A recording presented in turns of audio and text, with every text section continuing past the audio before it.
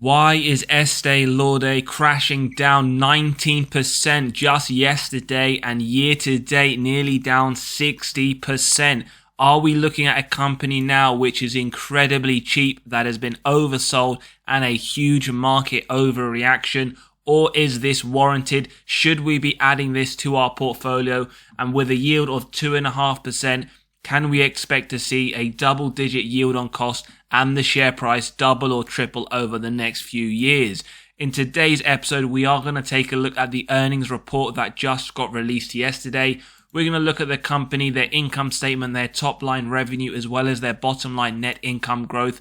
We're going to look at the health of the company, their balance sheet, total cash versus their total debt. We want to see how they're faring versus their competitors in the personal care products on a total return basis over the last 5 years. And we want to dig into the institutions. Is this a company they are considering to buy or sell? And this will lead us nicely into some very important financial metrics you need to understand before investing in EL. And as always, we will run it through our stock valuation model, getting to our intrinsic value and acceptable buy price.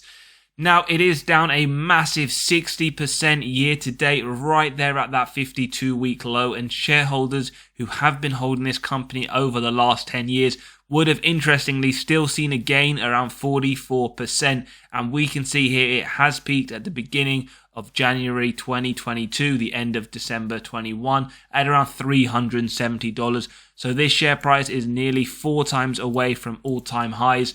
And now let's find out, is this one we can see back up there into its former glory? Now, in terms of their earnings, very briefly, just the headlines, what we will see is earnings per share, in fact, was expected a 20 cent per share negative. However, what was reported was a positive of 11 cents, so that was good to see, a surprise. But on the top line revenue, they did miss by around 1%. Now, you would argue, why on earth has this share price come down 19% if they've just missed very slightly on their revenue, yet on the earnings per share, they have reported a massive gain in comparison to the loss they were expecting? Well, let's take a deep dive and understand why. Straight away, Estee Lauder shares plunge as slow China recovery prompts outlook cut.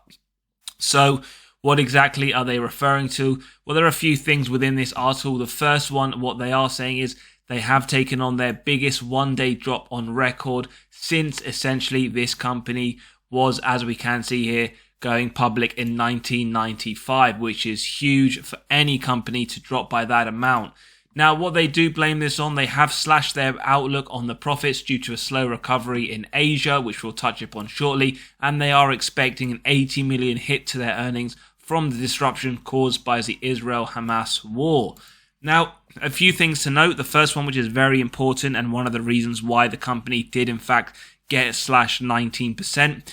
We can see the company cut its adjusted earnings per share forecast for 2024 by more than 35%. Few of the reasons mentioned on the call by the chief exec: slower growth in the overall prestige beauty and Asia travel retail and mainland China, which was a fair percentage of their total sales. And we can see a few other points. Now, 40% of their sales is made up of travel retail, and what this essentially is duty-free shopping done mainly in airports, and they're expecting this to be hit quite significantly, especially in the Chinese consumer market. Now, a few things to note forward-looking. They now lowered their earnings per share to $2.17 and $2.42 in their fiscal year. What was it before? Well, it was significantly higher at around $3.50 to $3.75. So a lot of negative. They are cutting their future outlook earnings per share guidance, and they are expecting a massive slowdown. So not very positive to see for investors. Institutions, though, what have they been doing? Well, 55% of the company is institutional ownership. 8 billion of shares have been sold by institutions over the last 12 months. However, over the last 12 months, also around 136 billion shares have been bought by these institutions. So they are liking the price. They are buying more than they are selling.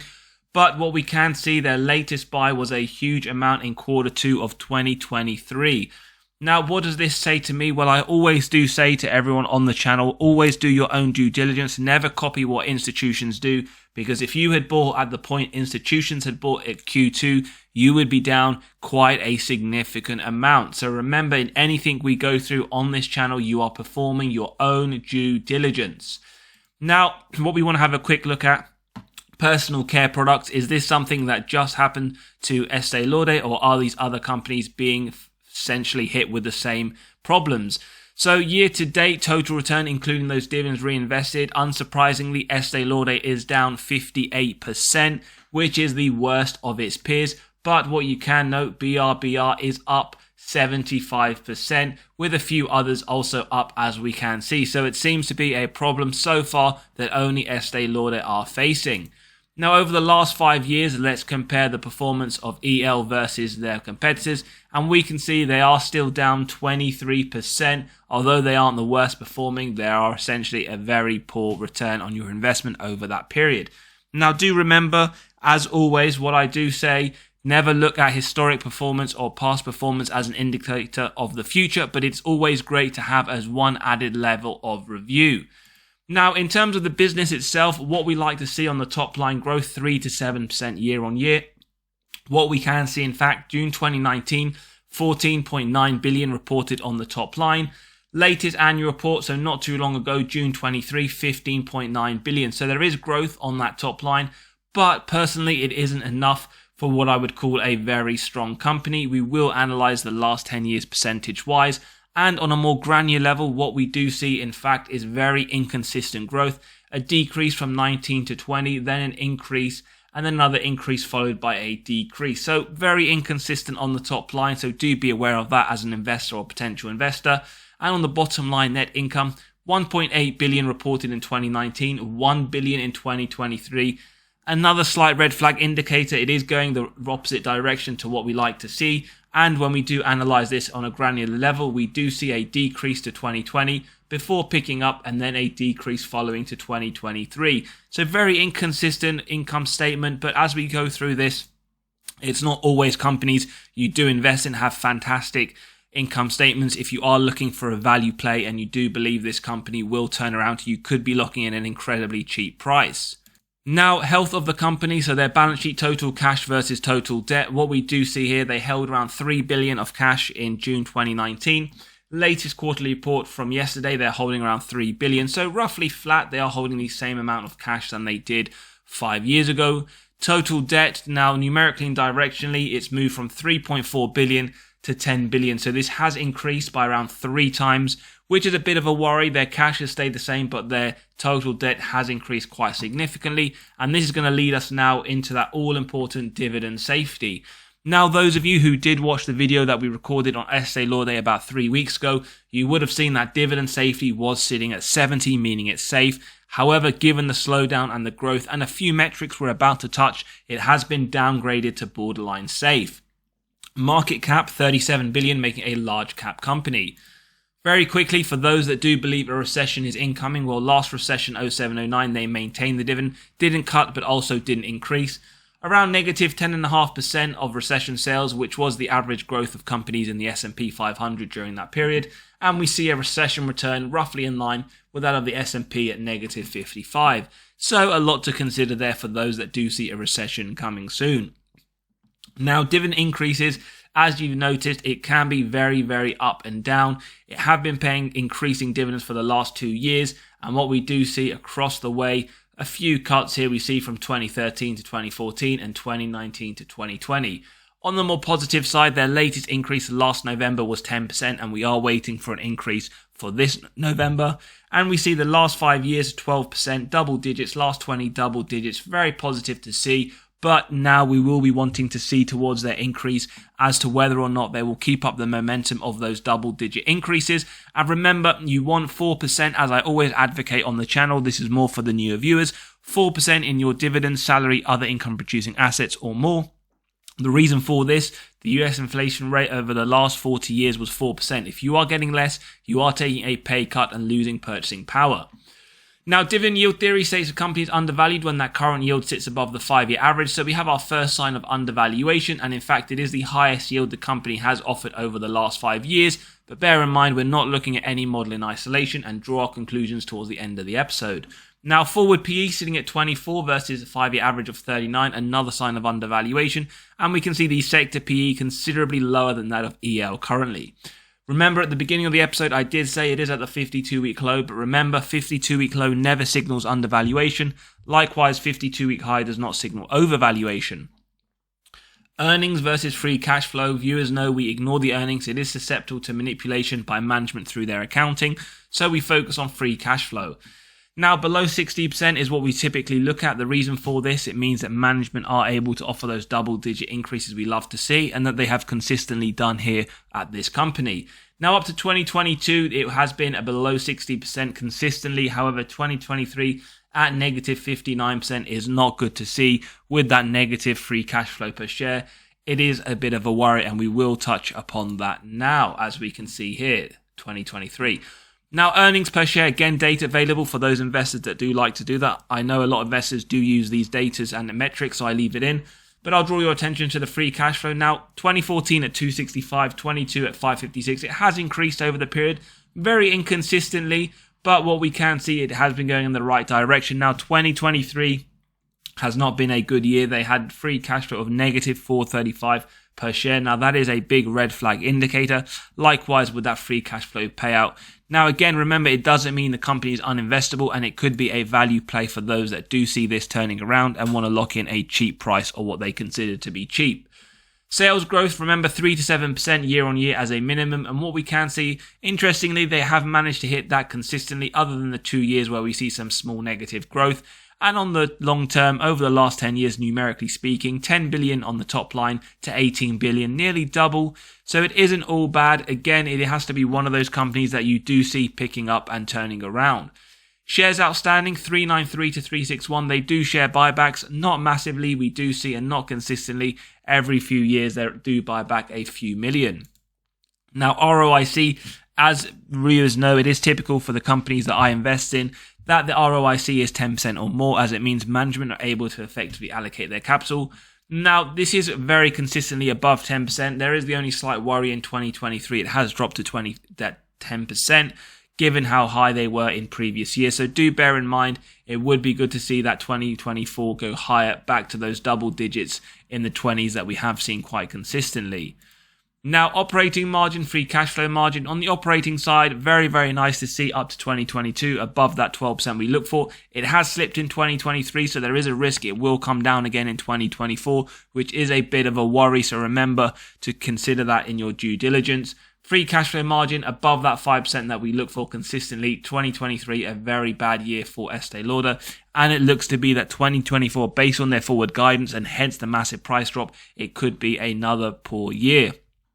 Now, net debt to earnings for interest, tax, depreciation, amortization. This is one that we essentially highlighted on our balance sheet review. Given the fact that management have tripled that total debt while keeping cash consistent, could be a slight worry to that all-important dividend safety, as we do see from the 3 weeks ago it has been downgraded. Below 3 is what we look for, 3 signaling the number of years it would take the company to pay off all of their debt net of cash on hand. Now, it has been, for the most part, quite low. It has picked up again in 2023 at 1.97 and is expected in the next year to be consistent around 1.9. But again, do bear that in mind, as that is something to consider for that dividend safety. And on the right, purely showing us the percentage of a company's financing from debt as opposed to equity. Nothing much to really say here, but it is available there for investors to analyze. As always, if you are enjoying the content, value is being provided. Do hit that like button, do hit the subscribe and bell button to be continually notified of these videos as they drop. And if you want to grab a copy of the valuation model to get your intrinsic value and acceptable buy price, then do click on the pinned comment below. So now we're starting off with our first model, so jumping straight into Graham's valuation. Now, we have the stock ticker EL for Estee Lauder. We have their earnings per share, growth rate per analyst estimates, and that current yield on AAA corporate bonds. Remember, the higher that current yield goes, the lower the intrinsic value becomes. So the intrinsic value based on Graham's valuation at $75.